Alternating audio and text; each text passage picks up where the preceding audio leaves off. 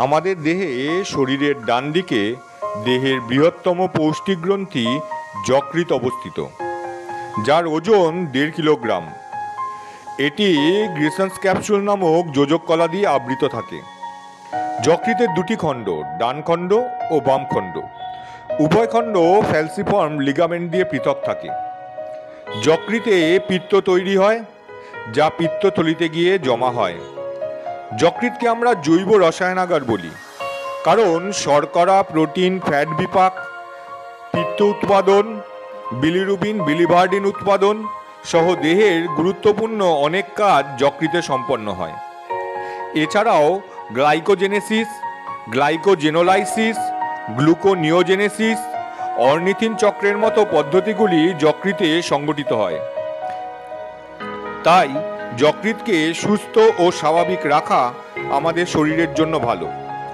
আমাদের যকৃতের ওজন 1.5 কিলো, এর মধ্যে 5%-এর কম ফ্যাট থাকলে সেটা শরীরের জন্য ভালো।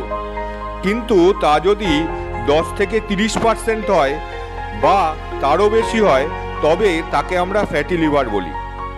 ফ্যাটি লিভার জিনগত হতে পারে, যা বংশ পরম্পরায় দেখা দেয়। আবার খারাপ লাইফস্টাইল, ফাস্টফুড, জাঙ্ক ফুডের অভ্যাস, নিয়মিতভাবে খাদ্য গ্রহণ না করা, পরিশ্রমের অভাব, এগুলোর জন্য কিন্তু ফ্যাটি লিভার হতে পারে। ফ্যাটি লিভার একটি সাইলেন্ট কিলার। উপসর্গহীন এই রোগ সাধারণভাবে ধরা পড়ে না। অন্য রোগ চিকিৎসা করার সময় ফ্যাটি লিভার ধরা পড়ে। সহজভাবে বলা যায়, ফ্যাটি লিভারের ফলাফল লিভার তার স্বাভাবিক কাজ করা ধীরে ধীরে কমাতে শুরু করে।